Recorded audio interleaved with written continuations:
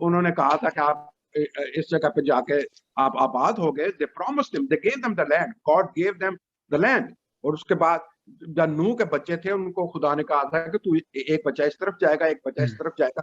खुदा ने डेजिग्नेट किया है, खुदा ने मलकियत दी है। नंबर 3, ये तंजीमें न्यू वर्ल्ड आर्डर को प्रमोट कर रही हैं। न्यू वर्ल्ड आर्डर बहुत खतरनाक है। New world order is a baby of anti Christ. ठीक है। चौथा है, ये मुतालबा कर रही हैं कि अक़वाम मुत्तहिदा जैसी एक ऐसी तंजीम हो जो सिर्फ माहौलियात को कंट्रोल करे। This is they wanted to bring whole world at one platform. Whole world में के एक ग्लोबल हुकूमत कायम करना चाहते हैं। और ये जो पांचवा है कि ये जमीन किसी की मलकियत नहीं, ये सोशलिज्म का एजेंडा है, ये मसीहत का एजेंडा नहीं है, ये मसीही कौमों का एजेंडा नहीं, ये बाइबल के खिलाफ है जी। फिर ये कहते हैं कि इनके नजरियात ऐसे हैं कि इंसान ने जमीन को बहुत नुकसान पहुंचाया और इंसान ही उसका कुफारा अदा करे। They are asking you know sacrificial money from human being, कि इंसान जो है वो इसका कुफारा अदा करे। इंसान ने अगर वो जो है माहौलियात को नुकसान पहुंचाया है। ठीक है।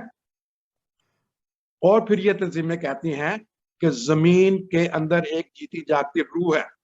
तो कभी आपने सुना है कि जमीन के अंदर भी रूह है और इस रूह को इंसान ने नापाक कर दिया है। इंसान ने इसको नापाक कर दिया है जी। ठीक है। फिर और ये न्यू एज जमाने का एजेंडा है। और ये क्या कहते हैं, इतना खतरनाक, ये जो चीज मैं अब आपको बताने लगा हूं ये इतनी खतरनाक है कि आपके रोंगटे खड़े हो जाएंगे सुन के। वो कहते हैं कि बीमारियां, कहर और जो है वबाएं दरअसल जमीन के लिए बरकत हैं। अच्छा। ये कहते हैं कि ये जमीन के लिए क्या है, ब्लेसिंग है। इसलिए कि अगर इंसान जितना जल्दी खत्म होता जाएगा जमीन जो है वो रिवाइव करती जाएगी। ठीक है। वो इंसानों की कुर्बानी मांग रहे हैं। ये जो क्या इसका नाम है, ये जो इन्वायरमेंटलिस्ट है, एनवायरमेंटलिज्म जी। हाँ जी जी। इन्वायरमेंटलिस्ट है। ठीक है। जितना ज्यादा इंसान जमीन की आवाज के साथ राब्ता रखेगा उतना ही ज्यादा जमीन के साथ उसका एतबार बढ़ता जाएगा। दे वांटेड टू अर्थ को वो एक इंसान के, इंसानी रूह के की तरह पेश करना चाहते हैं।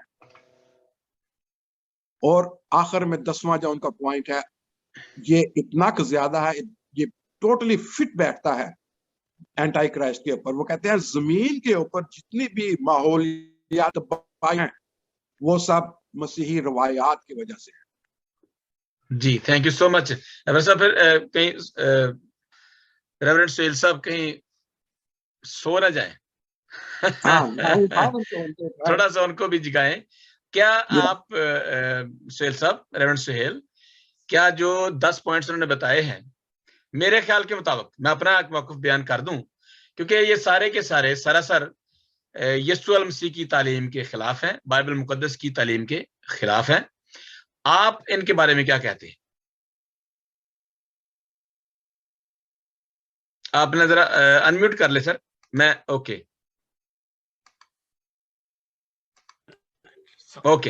या वी कैन हियर नाउ। बड़ी रिसर्च की है एवरेट साहब ने और मैंने अपनी लाइफ में बहुत सारे एनवायरनमेंट पे प्रोग्राम्स किए हैं और बड़ी बड़ी एनवायरनमेंट के इंटरनेशनल कॉन्फ्रेंसेस पर भी जाने का इत्तेफाक हुआ है, उनके एजेंडाज भी देखे हैं। और अगर आप थोड़ा सा ये चीज देखें कि ठीक है इंसान जिम्मेदार नहीं है, लेकिन एक हद तक इंसान जिम्मेदार भी है इस माहौल को तबाह करने में। हाँ जी हाँ जी, ये बिल्कुल हकीकत है। अमेरिका में आई मीन के वेस्टर्न कंट्रीज में बहुत सारी प्रिकॉशंस ली जाती हैं और दुनिया का ज्यादातर जो हिस्सा है वो ऐसे ममालिक में है। अब फॉर एग्जांपल पाकिस्तान देख लें आप, कसूर चले जाएं, कसूर के इलाके में वहां पर आपका जो वो नालों का पानी है ना वो रेड कलर का नजर आएगा। जो टैनरीज हैं, टैनरीज चमड़े की जो कंपनी है, फैक्ट्री है वहां पे। इसी तरह से मुझे और काफी थर्ड वर्ल्ड कंट्रीज में जाने का खुदा ने मौका दिया इसी सिलसिले में, और बड़ी एनवायरनमेंट में जो तब्दीलियां और जो खराबियां आती हैं उसमें इंसान काफी इन्वॉल्व है। जी जी और जी। कुछ ऑर्गेनाइजेशंस जो हमारी माहौलियाती ऑर्गेनाइजेशंस हैं जो इन चीजों के लिए काम करती हैं, इस माहौल को दुरुस्त करने के लिए, इसकी बेहतरी के लिए, दे आर वंडरफुल, हम उन्हें अप्रिशिएट करते हैं। लेकिन चंद एक ये जिनका एवरेस्ट साहब ने जिक्र किया है, बहुत हाई लेवल पर ऐसी माहौलियाती ऑर्गेनाइजेशंस हैं जिनकी फंडिंग, जिनका ये सारा कुछ है, वो एक खास एजेंडे पर हो रहा है। इसमें मैं इनके साथ एग्री करूंगा। ये जो 10 पॉइंट्स हैं, इनमें से कुछ ऐसे पॉइंट्स हैं जो अजम्पशंस पर हम वो कर रहे हैं कि इस तरह से हो सकता है, लेकिन बेशतर ऐसे पॉइंट्स हैं जो कि बड़े कॉन्क्रीट हैं और वो बिल्कुल अगेंस्ट गॉड के वो जाते हैं, और हम उन्हें जरूर उनकी मुखालफत करनी चाहिए। और दूसरा, जहां तक बात है कि अवेयरनेस लोगों को देना कि एनवायरनमेंट को क्लीन रखें, दरख्त लगाएं। अब कितने दरख्त कट गए हैं, डिफॉरेस्टेशन कितनी हो रही है इस दुनिया में, हर मुल्क में हो रही है, और ये एक बड़ा सोर्स है हमारे एक अच्छी एनवायरनमेंट का। सो इस किस्म की जो अवेयरनेस है, दैट इज वंडरफुल और हमें अप्रिशिएट करना चाहिए। लेकिन जो ये मसीहत के साथ क्लैश करते हैं, वो बिल्कुल ठीक कह रहे हैं ना। बिल्कुल, ये जो है ना, ये मैं एक और पॉइंट ये इसी में है कि चूंकि जब इनका हम एसेंस देखते हैं या उनका हम कंक्लूड करते हैं कि ये असल में डायरेक्शन किस तरफ है, ये जो एवरेस्ट साहब बता रहे हैं, मसला ये है कि जैसे अब मैं कहता हूं कि अगर फर्ज करें माय बॉडी माय चॉइस एक नारा है, इसका जो है वो ये बिल्कुल बाइबल के साथ ये कन्फ्रंट करता है। इसकी कंपैटिबिलिटी बाइबल के साथ नहीं हो सकती, क्योंकि आपका बदन आपका है ही नहीं। आपका बदन जो है वो इट इज नॉट योर बदन, योर बॉडी। ये खुदा की बॉडी है, जिसका हमारे नजदीक तो ये कि खुदा की हैकल है, ये टेम्पल है, खुदा का टेम्पल है, जहां पे खुदा बसता है। और इंसान जो है वो खुदा का जो दो जगह पे मस्कन हो सकता है, या तो इंसान का दिल या किसी हलीम और फरोतन आदमी का ईमान या उसकी दुआएं और उसका सारे। तो ये चीजें जो है हम देखते हैं कि ये जो सारा एसेंस है, ये उस तरफ डायरेक्शन फर्क है, बात फर्क है। अब देखें, हम ये भी कहें कि ये देखें, ये खुदा की जमीन है, ये खुदा पाक ने या उस खालिक ने ये खलक की है, हम इस पर हमें खुदा ने भेजा है, हम इसकी हिफाजत करें, ताकि हम जब हम खुदा के सामने हाजिर हों तो हम ये बता सकें कि जो मुझे आपने जितना लाइफ स्पैन दिया, मुझे जितनी जिंदगी मुझे दी, मैं इसकी हिफाजत करता रहा हूं। अब ये देखें, एक तरफ एक मजहब ये कहता है कि सफाई नस्फ ईमान है, तो अब ये देखें कि अगर वहां पे अगर नस्फ ईमान है तो वहां पे सफाई क्यों नहीं है? मतलब ये है कि मैं जैसे मैं कह रहा हूं कि हमारे जो थर्ड वर्ल्ड कंट्रीज हैं, जैसे हम पाकिस्तान का, जाहिर है हम पाकिस्तान के लोग हैं, बेसिकली हम वहीं जमे पले हैं और सारा कुछ हमारा वहीं पे है अब भी। तो ये है कि हम एनवायरनमेंट की जो बात है, या जिस मजहब अगर कोई जो है वो काम कर सकता है तो उनको दें, तालीम दें कि जी आप यहाँ पे ये काम ना करें, वो काम ना करें। और ये पोल्यूशन जो है वो हमारे पाकिस्तान के लाहौर के शहर में, जो दुनिया में सबसे ज्यादा पोल्यूटेड कंट्री सिटी है। तो हम जी आगे हम चलते हैं, ताकि फिर क्या माहौलियात तंजीमों का एजेंडा पुरकशिश नहीं कि माहौल की हिफाजत के लिए चाहिए, तो हो गया हमारा। अगला जो है वो इसके कोई बात आप आगे कहते हैं एलजीबीटी। क्या एलजीबीटी और ऐसी दूसरी तंजीमें मसावी इंसानी हकूक की बात नहीं करती? ये कैसे मसीह और बाइबल की तालीम की बरअक्स है? ये एक सवाल के साथ है कि हमने ये क्या वो नहीं करती, हकूक की बात नहीं करती वो, और ये कैसे बाइबल और मसीह और बाइबल की तालीम के बरअक्स है? They are against the Bible और biblical teachings and all those. So जनाब एवरेस्ट साहब। जी हाँ, ये is a very critical stage के ऊपर, दुनिया के क्रिटिकल वक्त के ऊपर आप खड़े हैं। कि शैतान कहता है कि मुझे मेरे हकूक दो। अब ये जो ऑर्गेनाइजेशंस हैं, ये शैतान के हकूक की बात कर रहे हैं। जी जी, ये इंसान के हकूक की बात नहीं कर रहे हैं। ये कह रहे हैं कि शैतान का भी कोई हकूक है, शैतान को भी जिंदा रहना है इस दुनिया में। They are fighting for second. They are fighting for sin. they are fighting for survival of their own agenda. LBGT का ये जो है क़याम, जो रिसेंटली क़याम है, LBGT क्या है? Lesbian, gay, bisexual and transgender, ठीक है। और इसको हम जिन्स प्रस्त लोगों की तंजीमें भी कहते हैं, ठीक है। और बहुत सारे चर्चेस जो है उन्होंने LBGTs को, हमें कोई इसमें हक नहीं है कि हम बोले कि जी एक इंसान अगर अपना हक मांग रहा है तो हम उसको कहेंगे तो अपना हक ना मांग, लेकिन जहां पे क्लैश आता है चर्चेस का, क्लैश आता है खुदा की तालीम का, वहां पे हमें खड़ा होना चाहिए। यानी कि जब कोई ये कहता है कि ये मसीह की तालीम के बरखिलाफ है, वहां पे हमें खड़ा होना चाहिए। हम इस चीज के ऊपर नहीं खड़े होते कि क्या उनको उनका हक मिलना चाहिए कि नहीं मिलना चाहिए। ठीक है, वो इंसान है, इंसानों का हक देना चाहिए, लेकिन क्या वो हक इस बेस के ऊपर लेना चाहते हैं कि वो मसीह की तालीम, बाइबल की तालीम को मस्क करके रख दें? ठीक है, LBGT को बहुत सारे जो चर्चेस हैं उन्होंने उनको मेंबर बनाया। बिल्कुल, आपकी बात में यहाँ पे एक बात करना चाहता हूँ एवरेस्ट साहब, ये जो इंसानी हकूक की और जो शख्सी आजादी की बात करते हैं कि आपकी इंडिविजुअल जो है वो आपकी जो पर्सनैलिटी है या आपका जो एज ए पर्सन आपको वो ना करें। मैं यही बताना चाह रहा हूँ कि लोगों को भी पता होगा कि lesbian, gay, bisexual and transgender and queer भी है, QUEER क्वेयर है, ये जो है वो LGBTQIA है, ये एक एक्रोनिम है कुछ लफ्जों के। अच्छा, नहीं, एक तो बात ये, इसके कुछ जो पढ़े लिखे लोग हैं, जो खुदा के खादिम हैं, पादरी साहब हैं, वो ये कहते हैं कि जी देखें, हर इंसान ने खुदा के सामने जाना है। अगर वो LGBTQA का हामी है, वो लेस्बियन है या गे है, मतलब खवातीन और डेफिनेटली ये सारा, तो हम उसकी जो पर्सनल लाइफ के अंदर ना जाएं। लेकिन हम कहते हैं कि we don't care about what they do.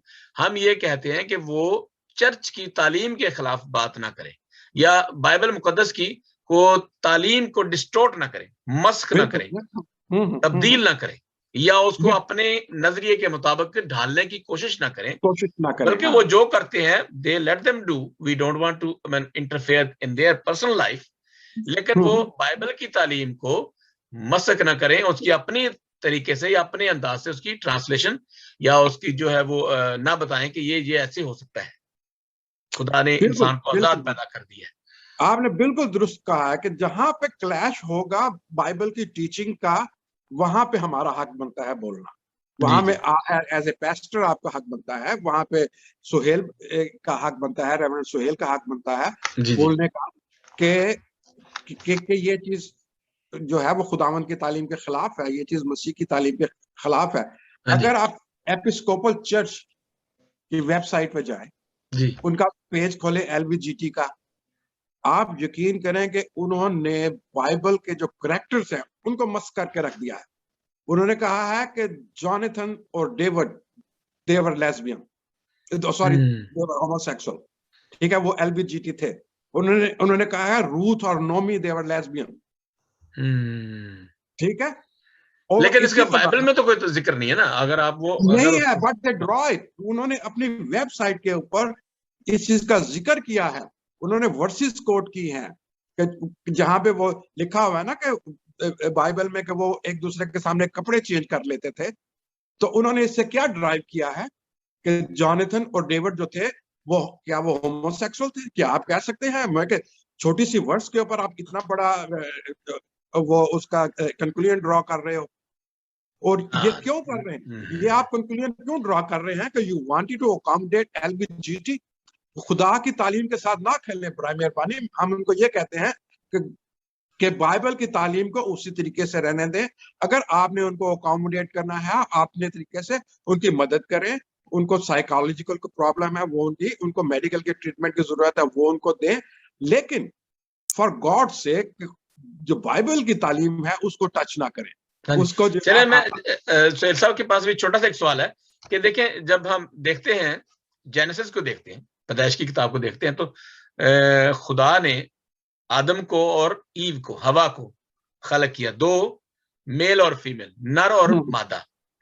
तो इंसान ने इतनी डेवलपमेंट की कि इंसान ने आके ये इस स्टेज पर आ गया कि जी नहीं नहीं जी वो हम ये भी कर सकते हैं, होमोसेक्सुअल मतलब सेम सेक्स जो है वो मैरिजेस कर सकते हैं। क्या आप इससे इससे आप क्या कहना चाहते हैं जी रेवरेंड सुहेल? थोड़ा सा आप अपनी जरा राय दीजिएगा। जी, ये वाकई एक बड़ा एक मुश्किल क्वेश्चन है, लेकिन जैसे आपने जेनेसिस का जिक्र किया, वाकई खुदा ने 2 जेंडर्स पैदा किए, मर्द और औरत।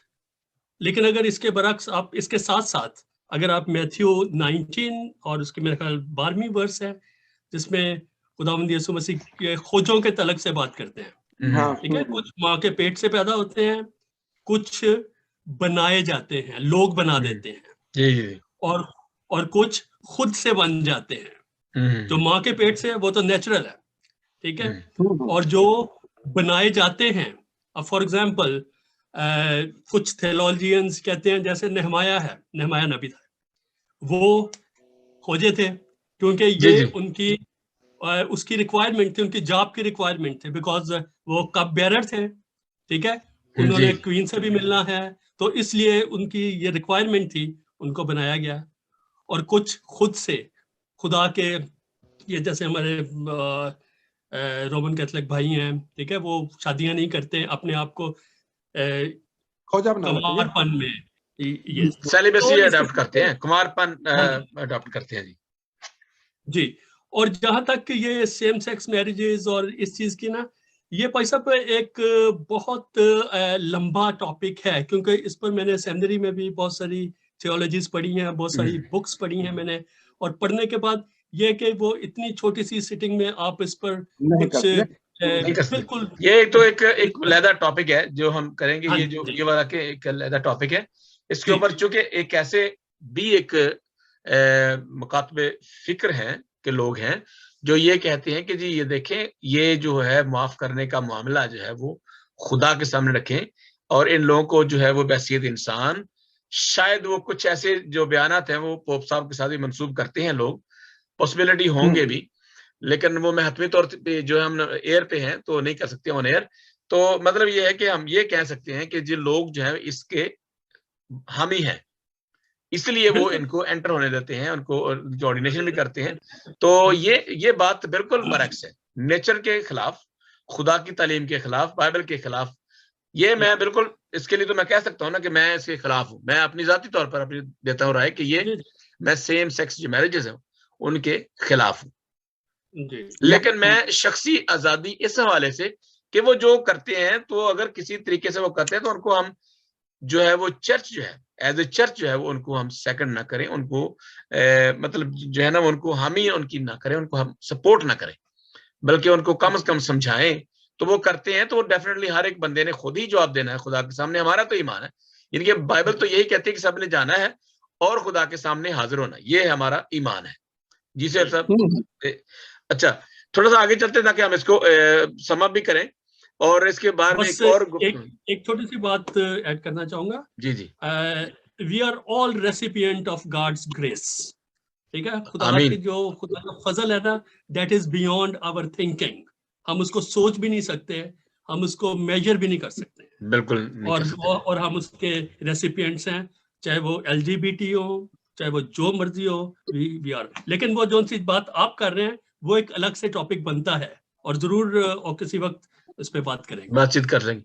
अगला जो सवाल है जैसे थोड़ा सा ऐड कर दूं कि एपिस्कोपल चर्च जो है वो बहुत मशहूर है इनकी सपोर्ट करने के लिए सारी दुनिया में। वो जो तो सबसे ज्यादा जो इनकी फेवर में बोलता है, उनसे जब उन्होंने सदूम और अमूरा के बारे में पूछा तो वो पता क्या कहने लगे, उनका इसके क्या जवाब है। वो कहते हैं कि सदूम और अमूरा के लोगों को इसलिए लानत दी गई कि वो ज़िना बिल जबर करने पर उतर आए थे। वो कहते हैं कि वो उनको लानत इसलिए दी गई थी कि वो ज़िना बिल जबर करने के लिए उतर आए थे, और उसका हम जिन्स परस्तों के पाक रिश्तों से कोई ताल्लुक नहीं। जब आप बाइबल को इस तरीके से मोड़ के रख देंगे तो फिर तो फिक्र तो होएगी। क्योंकि उसके ये देखें, और इसी की सपोर्ट में, सॉरी माजरत चाहता हूँ, इसी की सपोर्ट में वो हिजकिय्याह नबी के 49 चैप्टर को ये करते हैं, जहाँ पे लिखा है कि देख तेरी बहन सदूम की तकसीर ये थी, गरूर और रोटी की सेरी और राहत की कसरत उसमें और उसकी बेटियों में थी। उसने गरीब और मोहताज की दस्तगिरी ना की और वो मुतकब्बर थी और उन्होंने मेरे हुजूर घुनौने का।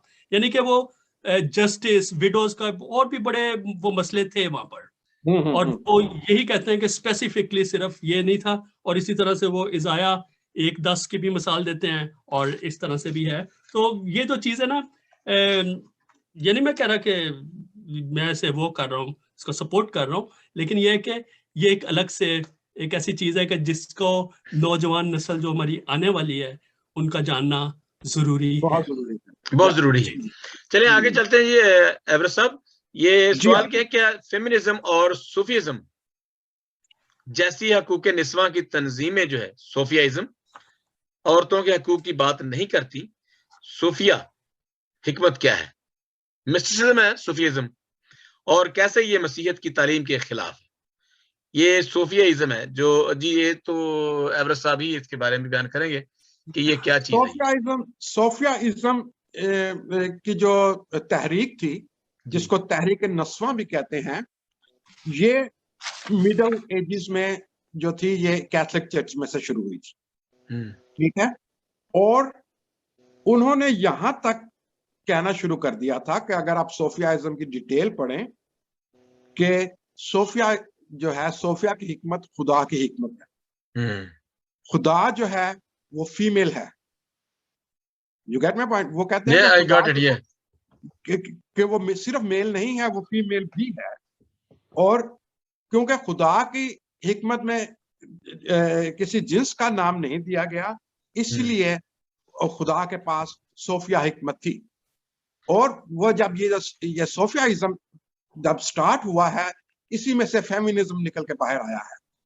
आज की जो मॉडर्न फेमिनिज्म की जो तहरीकें हैं, ये जब बनी है, इनकी बेस जो बताई जाती है वो सूफियाइज्म के ऊपर दी गई है।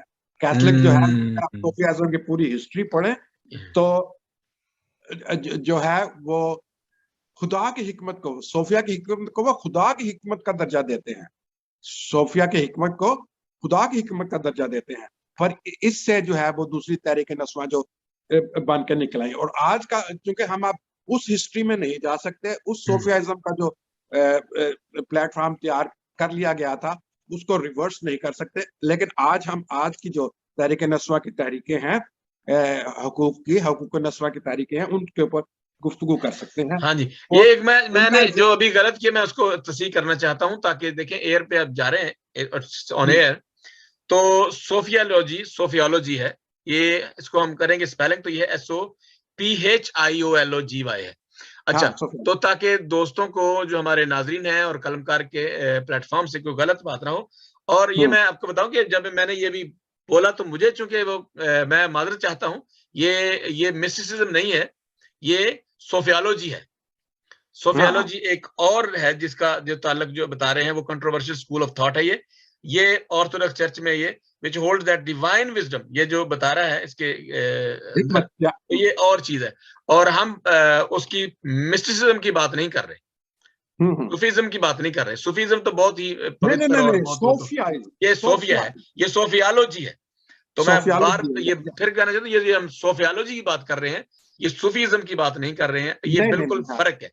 मैं सारे उन दोस्तों को जिन्होंने ये मेरे मुंह से निकला हुआ लफ्ज ये सुना, तो मैं उनसे माजरत चाहता हूं, क्योंकि हम ये नहीं चाहते कि ऐसे, मैं एक बात करना चाहता हूँ, ये कंट्रोवर्शियल बात नहीं है, तो मैं ये बात करना चाहता हूँ कि जब हम एज मसीही जितने भी सोडो स्कॉलर्स हैं, जो हमारे जो छोटे छोटे चैनल जो है या जो भी काम करते हैं, बिल्कुल जरूर करें। लेकिन जब हम एज ए मसीही जब आते हैं तो जरूर कोशिश करें कि जब हम लफ्ज बात करते हैं या बोलते हैं तो फिर हमें उनकी तस्हीह करने की जरूरत है, ताकि जब ये हमारे उन गैर मसीहों के पास ये अल्फाज जाते हैं या बातें जाती हैं, तो ये समझते हैं कि ये लोग जो है वो पढ़ते नहीं है या बात नहीं, इनको समझ नहीं आती और ये बात करते रहते। जितनी बात करें, थोड़ी बात करें, लेकिन बात उतनी करें जो जितना आपको पता है। तो मैं इसलिए ये माजरत चाहता हूं कि हम इसको अपने प्रोग्राम के हवाले से सही बात जितनी हमें आती है, I'm not saying to you, but I'm saying myself, मैं अपने आप को ये अपनी जस्टिफिकेशन देना चाहता हूँ कि कोई ऐसी गलत बात हम ना करें। जी हाँ जी, हाँ, ये आपने बहुत ये दुरुस्तगी की, बहुत अच्छा किया कि लोगों को ये पता चलना चाहिए कि ये सूफीइज्म नहीं है। हाँ, ये सोफियोलॉजी, बल्कि ये ज्यादा अच्छा है, इसके साथ ही एक्सप्लेन हो गया तो ज्यादा अच्छा है। जी सर। हाँ, अच्छा जी। अब ये जो सोफियाइज्म की जब तहरीक चली थी उसमें ऑर्थोडॉक्स चर्च में, तो उन्होंने कहा था कि जैसे हम मुबारक मरियम कहते हैं उसी तरीके से हमें मुबारक सोफिया कहना चाहिए।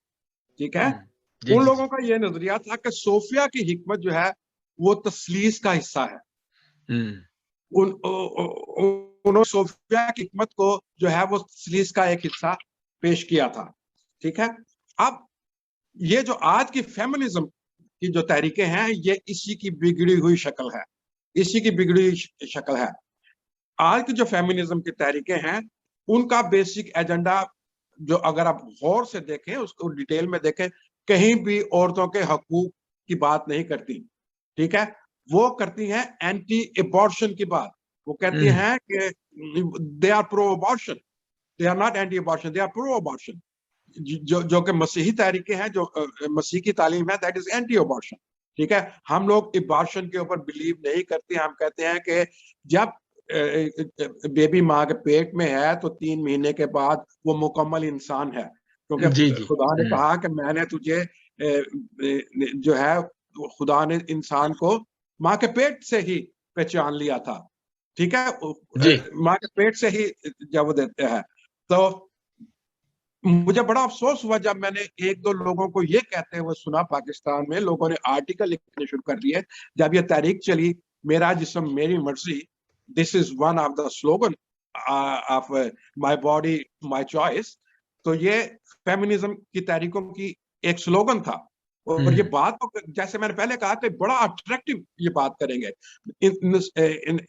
निस्वानी हकूक की बात करेंगे, औरतों के हकूक की बात करेंगे। पाकिस्तान में पिस रही हैं, वो कहेंगे सारी दुनिया में पिस रही हैं। तो जो लोग इसके डिटेल में नहीं देखते वो इनको फॉलो करना शुरू करते हैं। पाकिस्तान में बहुत से आर्टिकल इसकी फेवर में लिखे गए। तो ये बहुत शुक्रिया।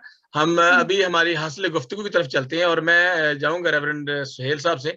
आखिर में जो है वो हमारे नौजवान जो लोग हैं और हमारे जो कलमकार इंटरनेशनल के प्लेटफॉर्म से लोग आते हैं और सुनते हैं, हमारे साथ मुंसलिक हैं, आप क्या कहना चाहेंगे? कोई 2-4 लाइनों में आप बता दीजिएगा कि जो आज का जो हमने टॉपिक था हमारा था मुखालिफ मसीह, और ये हमारी 3 तंजीमों के बारे में बातचीत थी। आप इसके बारे में थोड़ा सा मुख्तसर से बता दें ताकि हमारे नाज़रीन को पता चले कि हम क्या कहना चाहते हैं, एक्चुअली हमने क्या कहा था इसके बारे में आज के। आप अपना जरा अनम्यूट करें सर। जी जी जी जी जी भाई साहब, इस तरह से है कि अगर थोड़ा सा हम अपने के चंद साल पहले पूरी दुनिया को देखें या बहुत सारे ऐसे हिस्सों को देखें, तो इस चीज़ से हम इनकार नहीं कर सकते कि ज़्यादातर मेल डोमिनेटिंग सोसाइटी हमें हर तरफ पाई जाती थी, मेल डोमिनेटिंग।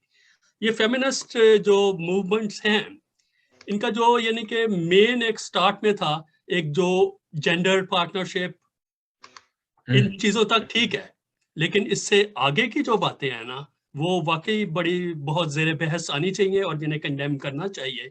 और जहाँ तक खुदा के जेंडर की बात की है, तो मेरा ख्याल है कि ये बहुत ज़्यादा वेस्टर्न मसला है, ही और शी। अगर आप अपनी लैंग्वेज में जाएं, हमारा वहाँ पर जेंडर, खुदा के जेंडर का कोई मसला नहीं है। जी बिल्कुल सही। हाँ जी, बिल्कुल इसी तरह से। और जहाँ तक मैं समझता हूँ कि चैलेंजेस हैं ये, और तीनों ऑर्गेनाइजेशंस में हमने इस तरह से देखे हैं, उसमें जो मौजूदा तौर पर मैं महसूस करता हूँ कि there is lot of gap between youth and the church. एक बहुत हमें गैप पाया जाता है। आज की यूथ वो यूथ नहीं है। आज के 2 साल का बच्चा टैब पर ऐसे काम करता है, आप सोच भी नहीं सकते। उसका IQ बहुत ऊपर है, बहुत ऊपर है। They are very sharp, very smart, but the thing is, जो सही चीज है जिस पर हमें गौर करना चाहिए, एज चर्च हमें उनको टीच करना चाहिए। और ये जो टीच है, ये प्रोग्राम्स के जरिए से नहीं है, ये उनको थियोलॉजी सिखाने से नहीं है, ये उनको लेक्चर्स देने से नहीं है। शायद ये जो टीचिंग है ना, अब जरूरत है कि हमें एज लिविंग गॉस्पल्स बनना चाहिए। हमें अपने किरदार से, जो किरदार है, किरदार में खुदावंद यीशु मसीह की खुशबू आनी चाहिए, तो कोई भी एंटी क्राइस्ट जो है ना, उसकी तरफ कोई भी राग़ब नहीं होगा। बहुत अच्छा जी, थैंक यू सो मच। हमारा जो किरदार है, जैसे उन्होंने बताया कि हमारा किरदार, हमारा बिहेवियर वो है, और दूसरे लफ्जों में मैं ये कहना चाहूंगा, मैंने और भी प्रोग्राम में कहा कि मिसालें देने से या नसीहतें करने से नहीं, बल्कि हम एक नसीहत बने, एक मिसाल बने, जो रेवरेंड सुहेल साहब ने कहा कि एक मिसाल दे ना लोगों को, बल्कि मिसाल बन के देखे, जो यीशु मसीह ने, जो मतलब ही just himself offered himself and he set a standard। तो जी एवरेस्ट साहब, आखिर में जरा 2-4 लफ्जों में बता दीजिए कि हम क्या कहना चाहते थे आज, और हमारा ये मकसद क्या है इस प्रोग्राम का। जी आखिर में मैं बस यही कहना चाहता हूं कि we have to be very careful कि हम देखें कि एंटी क्राइस्ट कहां से दाखिल हो रहा है, वो क्या चीजें हमें पेश कर रहा है।